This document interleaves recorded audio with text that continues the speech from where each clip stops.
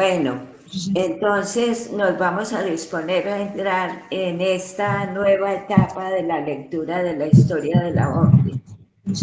Les recuerdo que esta fue la propuesta hace 8 días de que viéramos los 3 capítulos primeros del segundo libro, que son los que nos van como a trazar el perfil espiritual de Juana del Estonar.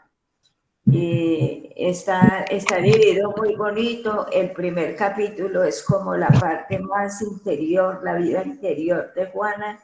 El segundo va a ser más, dice el autor, la vida pública. Y el tercero va a ser como la prueba. Y yo pensando lo veía que era como primera semana, segunda semana y tercera semana de los ejercicios, porque es así como se va haciendo el proceso de acercamiento a ese perfil de Juan. Entonces vamos a disponernos con un canto muy bonito que nos preparó Adri.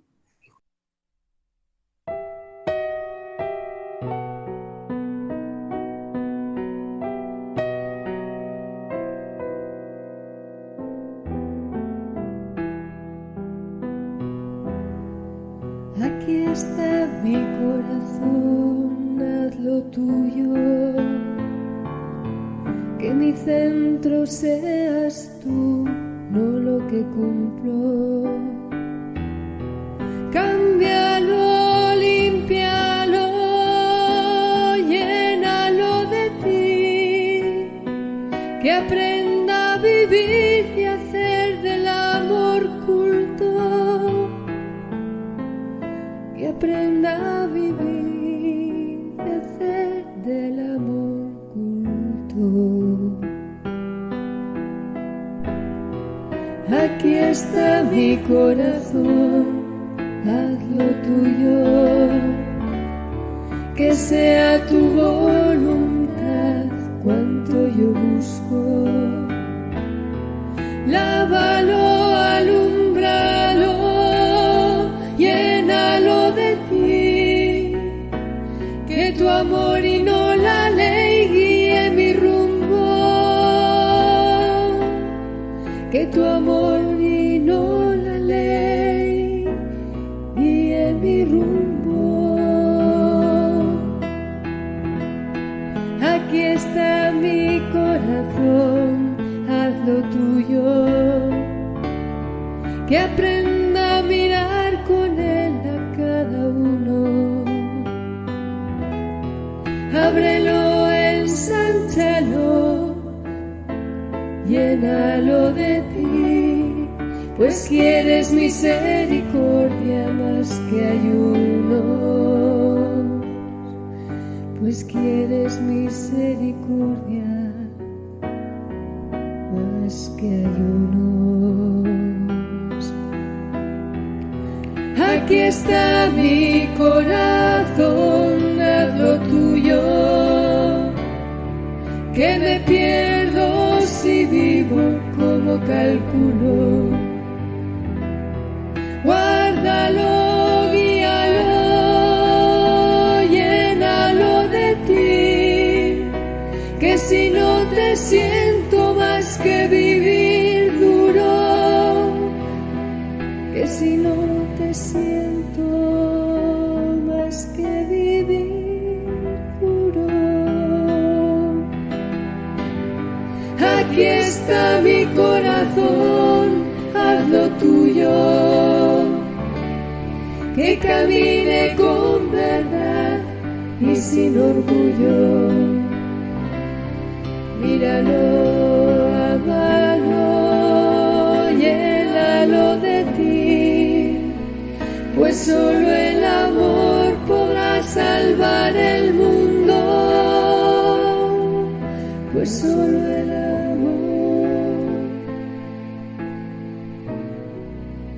podrá salvar el mundo. Aquí está mi corazón, haz lo tuyo.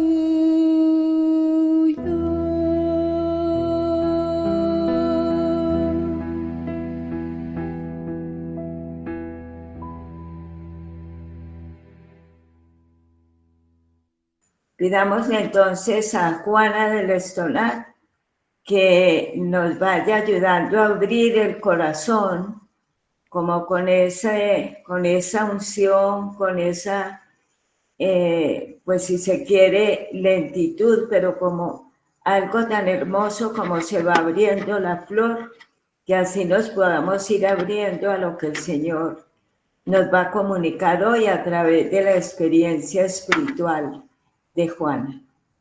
Santa Juana del Estonac, ruega por nosotros. Bueno, entonces estamos ya en el 13º encuentro y nos vamos a hacer como siempre, vamos a mirar en las notas del encuentro anterior. Bueno, hubo 3 comunidades a las que yo les agradezco mucho: La Playa, Paraíso y el noviciado, que hicieron el ejercicio de responder a esas preguntas que yo proponía en el encuentro anterior, como una clave para leer el libro 10º. Entonces ellas fueron como tratando de explicitar para hoy esos elementos esenciales de lo que constituye el carácter sí, como el perfil, lo característico de la Compañía de María. Son 3 trabajos muy, muy buenos. Yo no alcancé como a hacer como una síntesis o algo para presentarlo, pero espero que antes de terminar esto lo podamos ver. Si alguna otra se anima a hacerlo, sería muy bueno que nos quedara como entre todas una relectura de ese libro 10º, que es el de las características esenciales de la Compañía de María. Bueno, entonces, luego hubo otras intervenciones. La primera era sobre la relación de la Compañía de María y la Compañía de Jesús, que ahí Josefina pues nos recordaba que no hubo nunca ni habrá una dependencia jurídica de la Compañía de María con la Compañía de Jesús, porque San Ignacio muy expresamente había casi prohibido que la Compañía de Jesús aceptara ese tipo de dependencia. Pero sabemos que lo que nos une y lo que agradecemos mucho al Señor es esa espiritualidad común que tenemos con la Compañía de Jesús. Bueno. Luego, con respecto al carácter mariano, se destacó, a ver un momento, se destacó, es que está muy pequeña la letra y me va a costar un poquito ver, lo que, a ver, lo que la Iglesia llama lectura. Sí. Bueno, ya recuerdo. Cuando habla del carácter mariano y dice ahí de las puras fuentes que inspiran esa dimensión en la Compañía de María, es una referencia a las mujeres que se unieron a María en el templo y la acompañaron en el cenáculo. Y eso es muy bonito, pues mirar que es una fuente en la palabra de Dios, en la escritura. Pero además Josefina, que era la que hacía este aporte, decía que era muy bueno pues seguir explorando esas fuentes, pero explorar también por otras intuiciones o mejor dicho, otras fuentes que tendríamos hoy para profundizar en el carácter mariano de la Compañía de María. Y decía, por ejemplo, hay unos escritos muy interesantes sobre María y la opción por los pobres, lo que vamos viendo también como, a ver,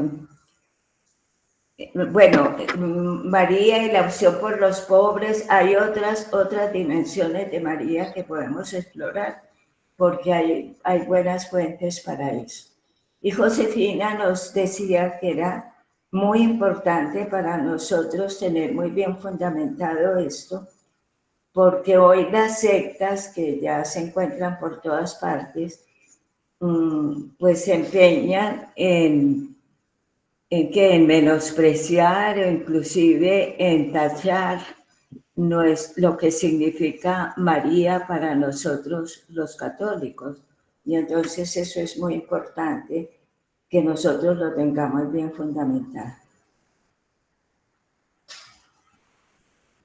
Bueno, también hubo otra intervención subrayando lo que se dijo sobre el carácter especial, esponsal de la vida religiosa en la iglesia, que yo les decía que a mí nunca me había resonado mucho eso, pero Marta Inés era la que decía que hoy se está reflexionando mucho y utilizando para la vida religiosa ese carácter pues de consagración, de dedicación total a Dios.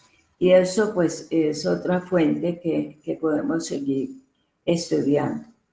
En otra intervención se recordó lo que, bueno, subrayando una vez más que la compañía de María, así como nos la caracteriza este libro, fue un don para la iglesia en su momento y yo creo pues que lo sigue siendo. Y por último, se destacó lo de la vida interior, y entonces como la clausura, el recogimiento, y una cosa interesante, la huida de las dignidades como medios para cultivar la interioridad. Eso lo trae Juana del Estonal también.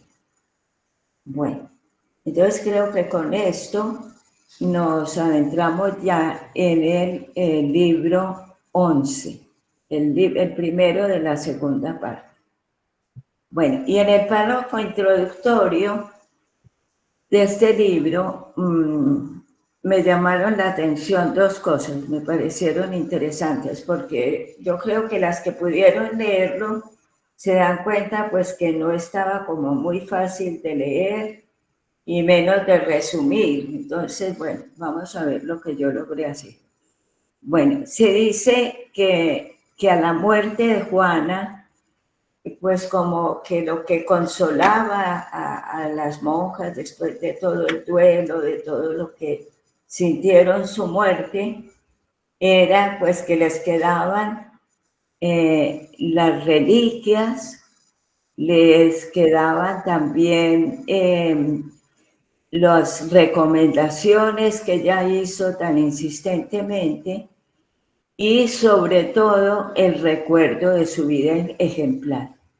Y que ellas se propusieron la estricta observancia como el medio de conservar el espíritu. Y ese propósito perduró, y el que escribe la historia dice, pues hasta hoy, esta orden es un grupo de mujeres muy unidas, un grupo de monasterios que se unen a través de otros medios, no de un gobierno general como era la intención. Pero entonces eso, como de que en honor de todas las recomendaciones de Juana, intensificaban lo de la observancia. Y lo otro que me llamó la atención fue que dice el autor que Juana no dejó nada de sus escritos, porque ella, pues desde su humildad y muy a propósito, los quemó todos antes de morir. Y entonces por eso insiste el autor de la historia que es muy importante acercarnos a su vida, que vale más que todos los escritos y que es la que tenemos que aprender a leer, no tanto para imitarla, sino para aprender de ella. Bueno, esto me pareció interesante, pues creo que es así. Entonces vamos a ver aquí la figura de Juana desde otra perspectiva. Entonces decíamos en el encuentro anterior esto, que ya ahora se lo repetí, y el autor es que dice que él considera que Juana es una figura tan sobresaliente en la iglesia que vale la pena detenernos en ella, en la persona de Juana del Estonal. Ya le dedicamos 10 capítulos a su obra, ahora nos vamos a centrar en su persona.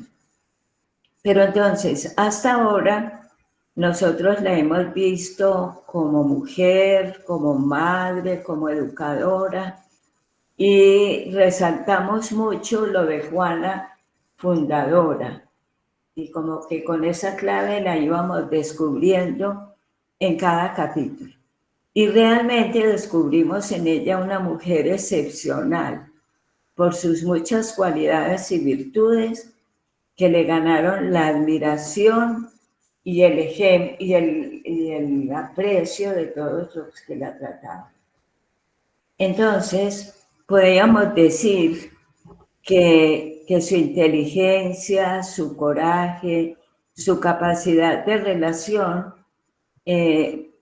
hicieron posible la fundación de la orden. Humanamente lo podríamos decir así. Pero vamos a tomar otra perspectiva. Y, ay, perdón, que ahí me quedó esa repetida. Por favor, seguimos. No, ahí. Ya.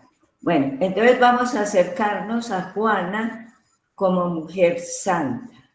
Esa va a ser la nueva dimensión que vamos a descubrir en ella. Y entonces estos 3 capítulos nos la van a presentar así, como santa. Nos van a ayudar a descubrir el secreto más íntimo de su santidad, la fuente más honda de su riqueza humana, espiritual y yo diría mística. Y digo mística, aunque yo no sé si alguien la ha llamado así, pero es que me parece que en este capítulo se revela así. Y me refiero a lo místico como ese núcleo de su vida que está totalmente como permeado, compenetrado por el misterio de Dios y de su opción por el Espíritu. Que eso fue lo que la fue transformando y lo que la fue potenciando a ella, pero que es algo pues que no se capta tan fácilmente y más aún es difícil describir. Pero entonces vamos a ver cómo tratamos de entrar en esa dimensión de la vida de lo más íntimo de la vida espiritual de Juana, que fue la fuente de lo que ella fue. Y entonces yo vuelvo a este circulito que a mí me gusta mucho como para profundizar las cosas. Vemos que la dimensión humana, que la representamos en el círculo más exterior, pues es la que se nos hizo más aparente a través de toda la lectura anterior. Y ahí se nos insistía en la dimensión espiritual, esas virtudes interiores de las que Juana nos hablaba tanto y que ponderábamos especialmente en ella y en esas fundadoras que eran como las piedras vivas, eran mujeres de una virtud sólida, diríamos, una dimensión espiritual muy bien fundamental. Pero hay ese núcleo de la parte que yo diría es la mística y es como Dios como que se fue que fue permeando esa vida de Juana y cómo Juana fue captando ese misterio de la acción de Dios, y eso fue lo que la fue potenciando a ella en todas sus cualidades. Vamos a tratar de verlo un poquito. Entonces vamos a detenernos hoy en ese núcleo de la parte mística, que cuando digo mística es relación con la captación del misterio de Dios en ella y su acción por el Espíritu. Bueno.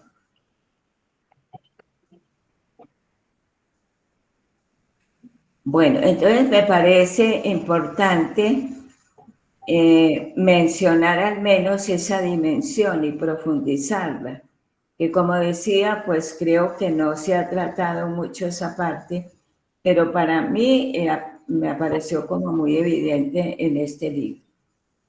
Sabemos que en los siglos XVI y XVII fueron como el campo abonado para el surgimiento de los grandes místicos que nos enriquecieron con sus escritos y que marcaron esa época. Y pues ahí surge en primer lugar San Juan de la Cruz, Santa Teresa. En Francia hay también muchos místicos que yo no alcancé a consultar, pero también hubo muchos.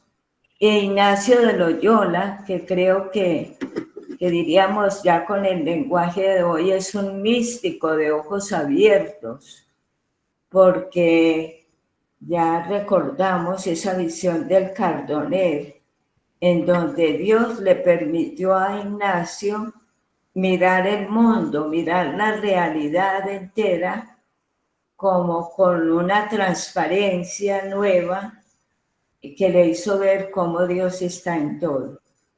Y por eso la mística de Ignacio, y creo que es la de Juana, es una mística de mucha profundidad en el encuentro con Dios, pero de ojos abiertos para descubrirlo en todo.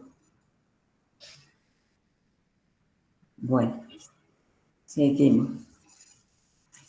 Bueno, y dicen por ahí la historia que es que en los periodos de transición de la historia, periodos de transición como fueron esos 2 siglos, el de Ignacio, de Juana, y como es el nuestro, estamos viviendo un cambio de época, una transición muy profunda.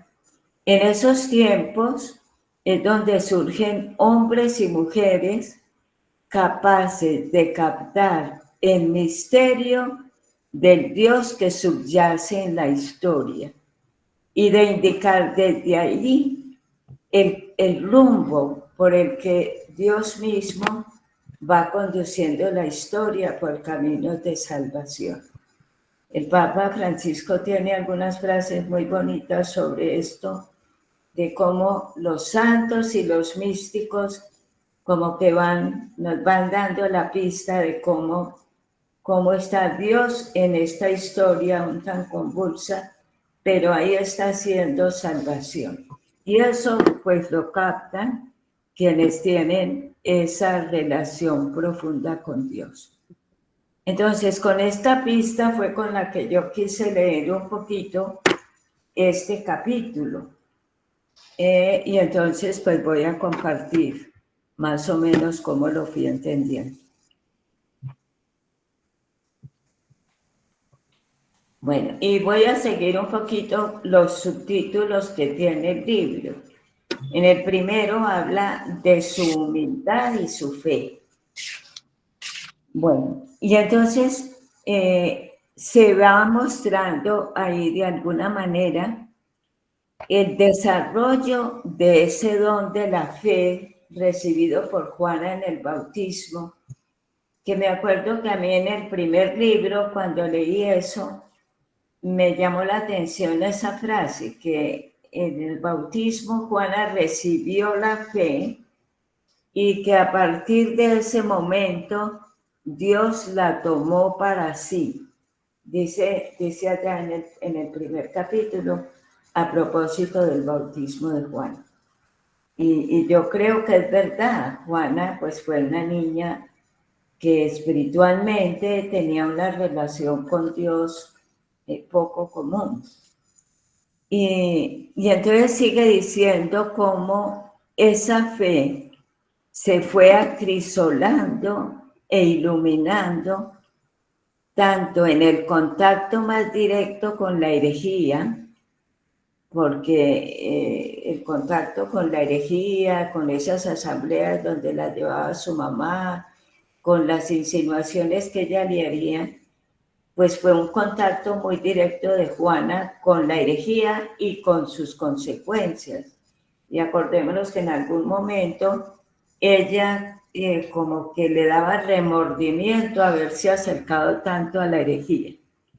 Pero eso fue acrisolando su fe y sobre todo la predicación de los jesuitas que llegaron a Burdeos providencialmente en ese momento de la juventud de Juana. Y ahí se destaca particularmente al padre Ogier, sobresaliente, sobre todo, dice muy bonito, por su saber y su sabiduría. No solo era un sabio, sino un sabio estudiado, intelectual, bien fundamentado, sino alguien que había saboreado eso que comunicaba.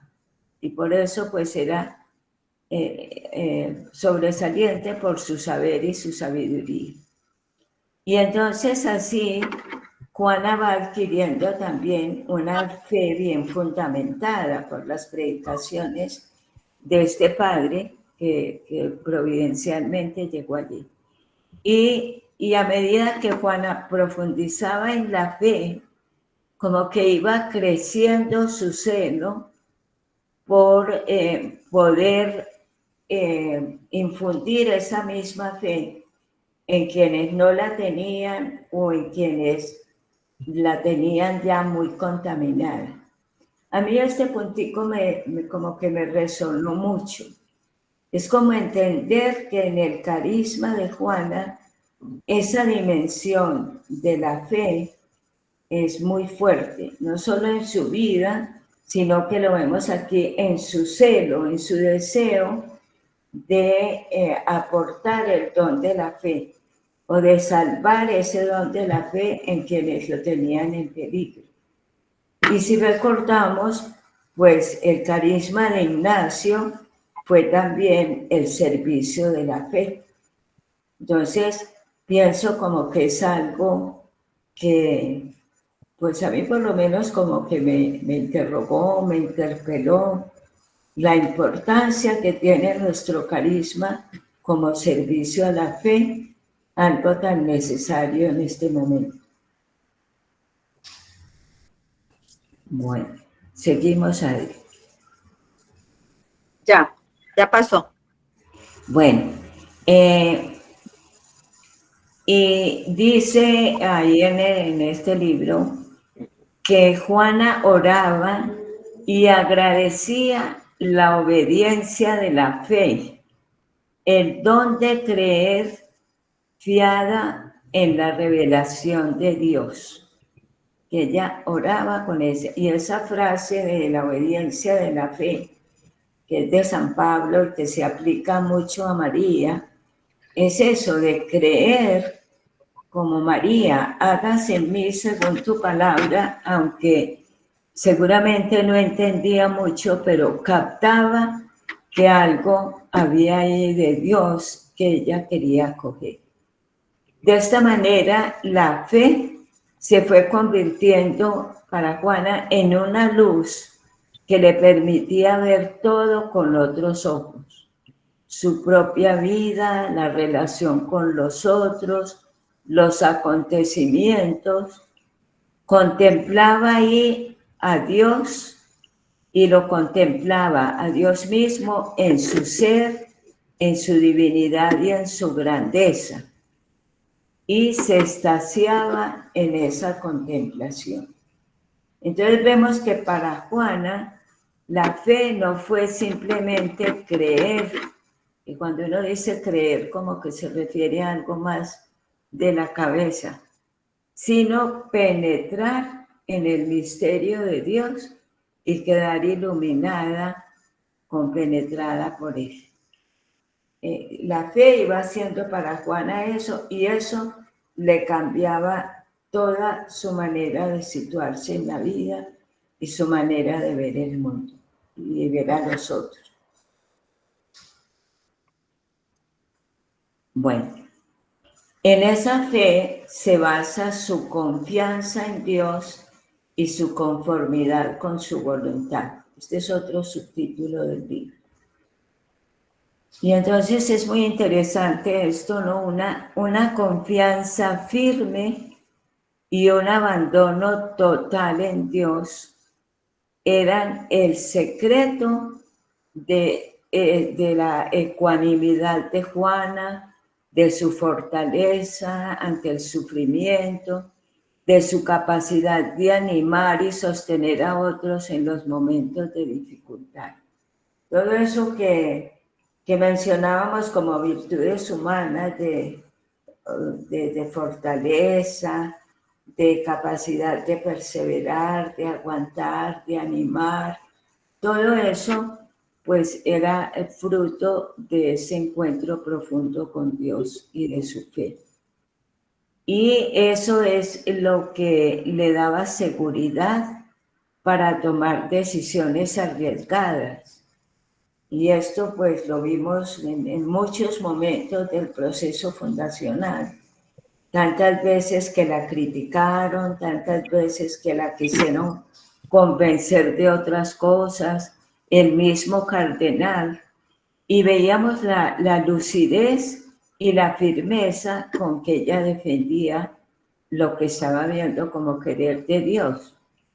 Entonces, el libro pues trae otra vez muchos de esos ejemplos de momentos muy difíciles en el que se hizo patente la lucidez y la firmeza de Juana, pero todo basado en su profunda confianza en Dios y su abandono a su voluntad, su capacidad de acogerla como viniera.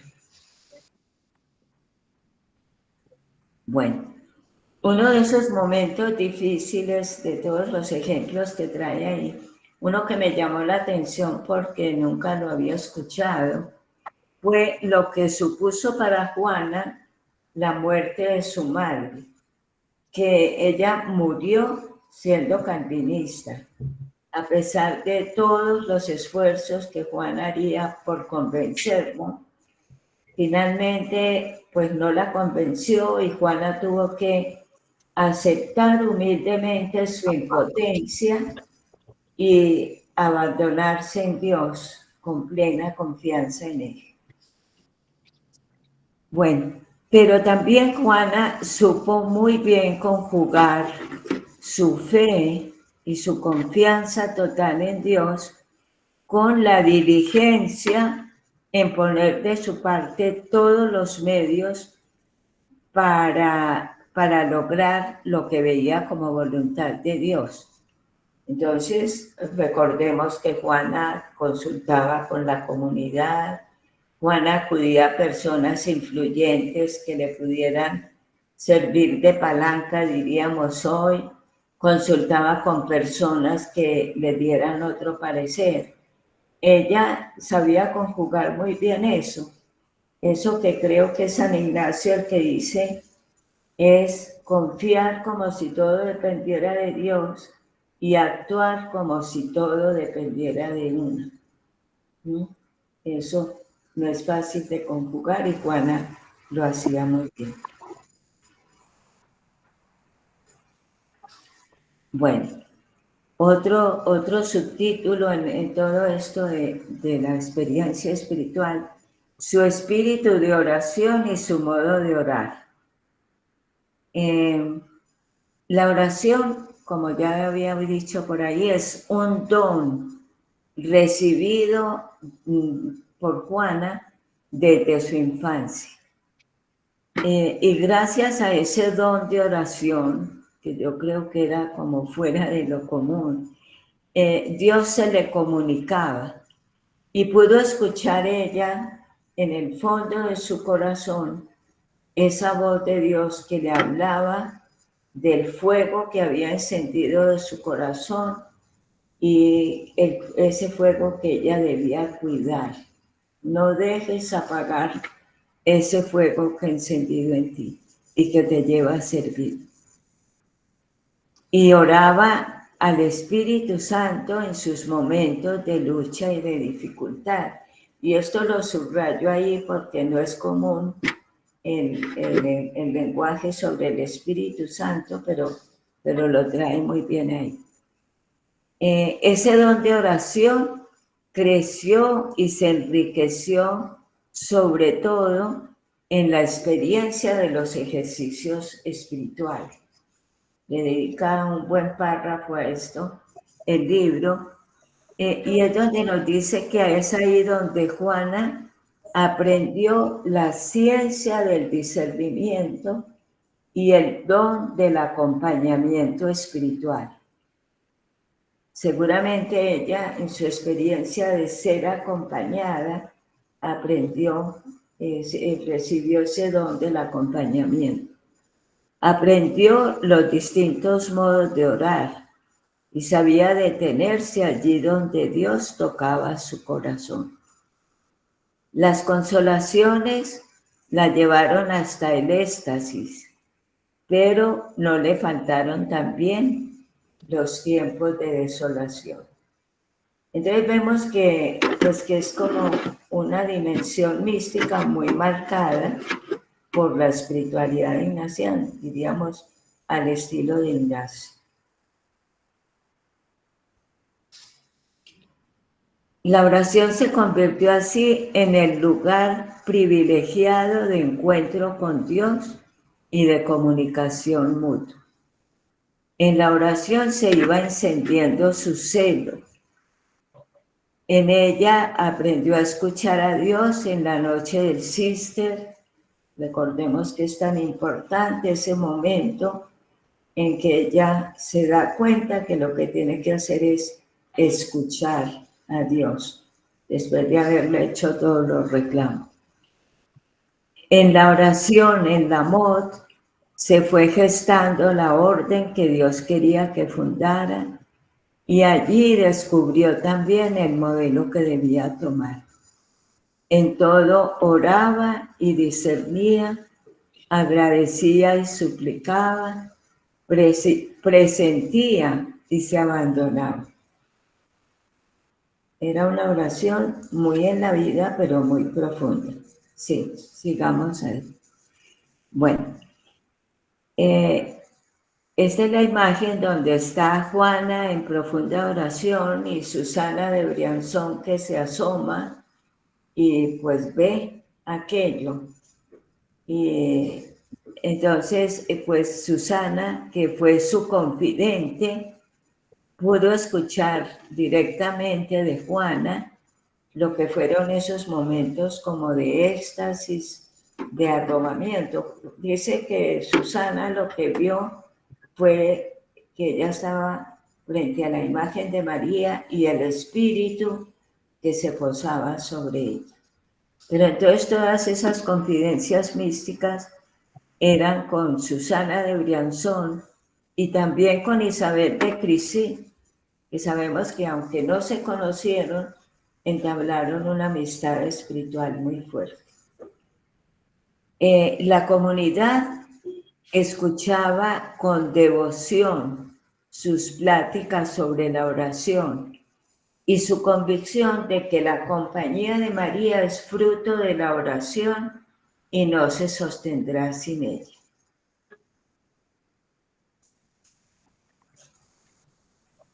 Bueno, y esto que es una de las máximas de Juana, que dice, en la oración conocemos a Dios y nos conocemos a nosotras mismas, solía decirle. Y es que, pues yo creo que esto Esto es parte de esa oración profunda. Conocer a Dios, penetrar en su misterio, como decíamos, y sentirnos profundamente conocidas por Él, y que Él nos va descubriendo lo que realmente somos. Entonces eso de que conocer a Dios y conocernos a nosotros. Gozaba meditando el himno de la caridad y se extasiaba contemplando el amor de Dios que sobrepasa todo conocimiento. Ese amor que en Jesús se le revela como entrega total de la vida por la salvación del mundo. Y de ahí su exclamación: ¿quién me diera tener 1000 vidas para ir por todo el mundo? En su experiencia del Cister, como que ella penetró más el misterio de la cruz. Contemplaba a María y a Juan junto a la cruz. Esta era una oración muy, muy de ella.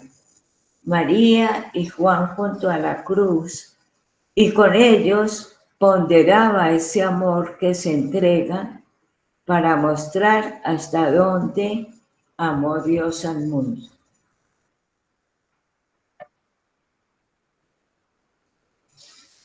Bueno, y en la oración aprendió también a gustar la dulzura del Evangelio. Es la frase que dice ahí el Padre. Se compenetró mucho con lo de la cruz, pero supo también gustar la dulzura del Evangelio, y así crecía su celo por llevarlo a todo el mundo. Escucharía ahí el lamento de Jesús ante la abundancia de la mies y la escasez de obreros. Y por eso otra exclamación suya: o morir o actuar. Y me llama la atención como esta familiaridad de Juana con la palabra de Dios, porque recordemos pues que en ese momento la Biblia se estaba poniendo pues apenas en manos de la gente común, diríamos. Pero también la imprenta se había descubierto en el siglo anterior, pero no era que abundaran las Biblias por ahí, que todo el mundo las tuviera. Entonces, pues por eso me llama la atención esa familiaridad con la palabra de Dios y cómo era para ella realmente una fuente de vida y de encuentro con Dios.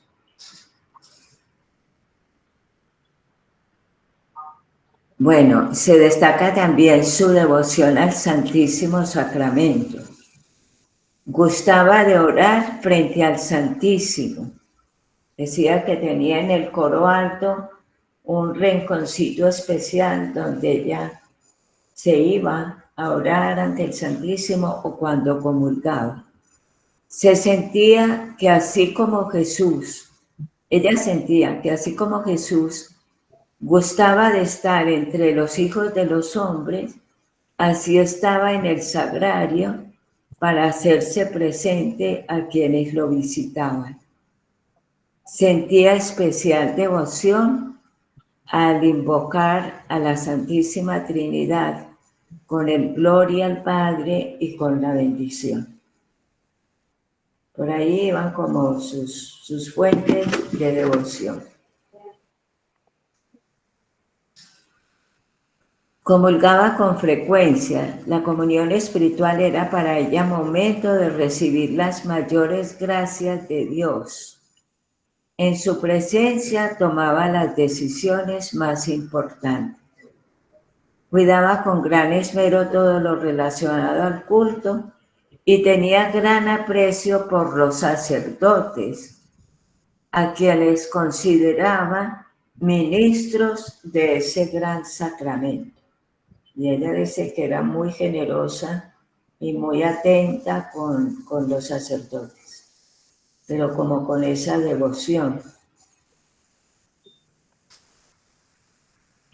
Bueno, su devoción a María y formas de honrarla, otro título del libro.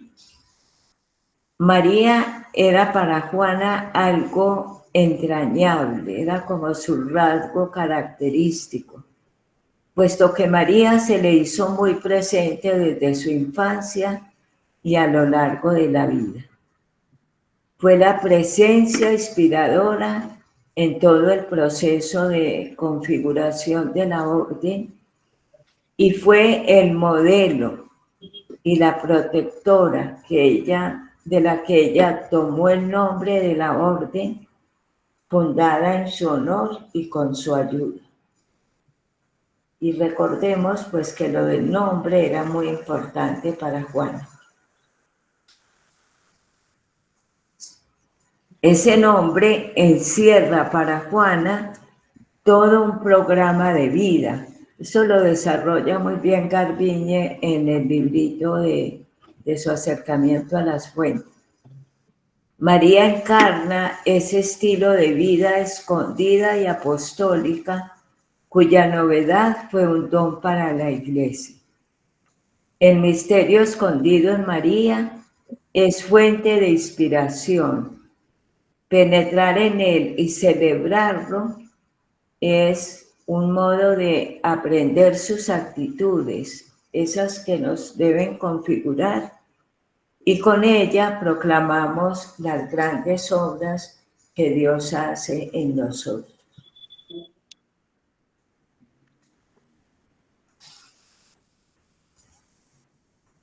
Bueno, en ese nombre encierra también, esto es un comentario ahí del libro, el dinamismo apostólico de la orden, su misma enunciación, orden de la Compañía de María Nuestra Señora, Madre de Dios y siempre Virgen, como lo explicita en el breve, sugiere algo así como militancia, cuerpo unido, coraje en la lucha contra la herejía y al mismo tiempo relación entrañable de compañía y de apoyo en esa difícil misión de defensa de la fe.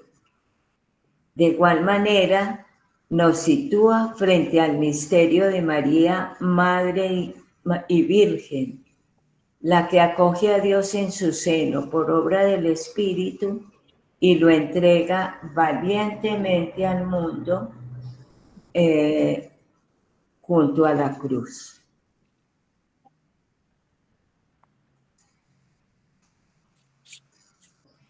Bueno, la protección de María fue y ha sido constante en la historia de esta orden, y lo vimos muy claramente en las fundaciones. A ella le entrega Juana los frutos de su labor apostólica, a ella le confía la vocación de las jóvenes que se nos confían en la educación. ¿Recuerdan que lo veíamos en el sentido que le daba a la fiesta de la presentación? Esa protección fue patente en las fundaciones realizadas en vida de Juana y no ha dejado de manifestarse a lo largo del tiempo. Llenar ese nombre fue la recomendación encarecida de Juana en el envío a las fundadoras de Toulouse y ha quedado como recomendación para todas nosotras. Por eso, seguir desentrañando el significado de nuestro nombre y dejarnos inspirar por él es nuestra tarea pendiente.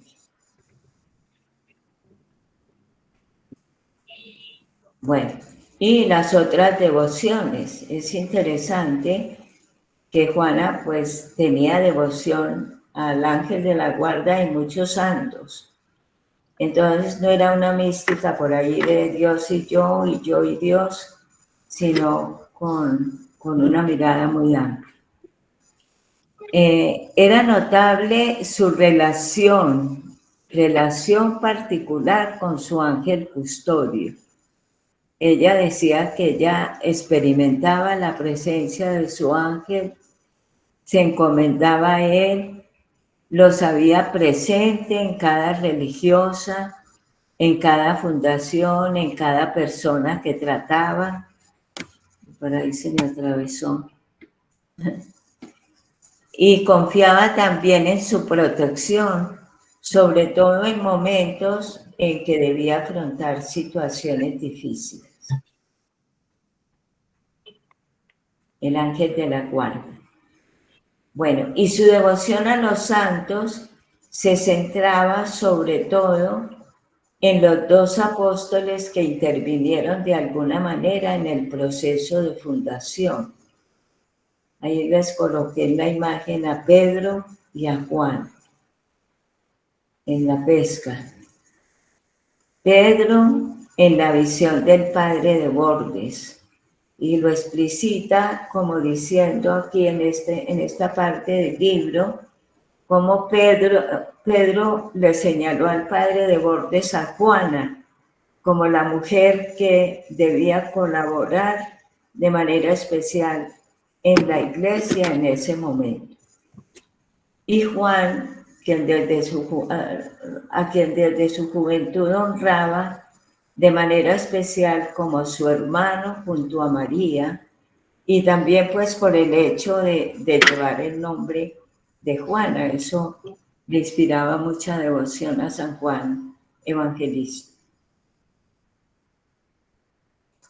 Bueno, y otros santos con quienes tenía alguna relación en su camino espiritual.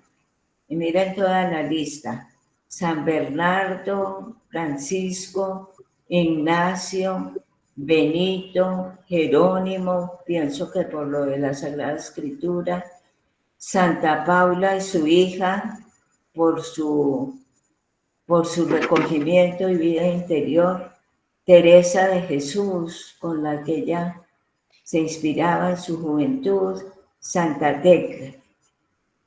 Entonces, con estas alusiones a los santos de su devoción, se cierra este capítulo dedicado al perfil espiritual de Juana. Un perfil, una espiritualidad centrada en Dios, pero abierta a una gama de relaciones que la hacían sentirse parte de muchos y muchas fieles servidores de Dios en la iglesia. Y no sé si se fijaron en la lámina con que se ilustra como de portada de esta segunda parte del libro, y ahí la tengo como última diapositiva. Miren esa imagen, es como la barca de la iglesia, y en el timón está Pedro señalándole al padre de Bordes, a Juana, como quien dice que la necesita ahí en esa barca de la iglesia para seguir haciendo frente al oleaje.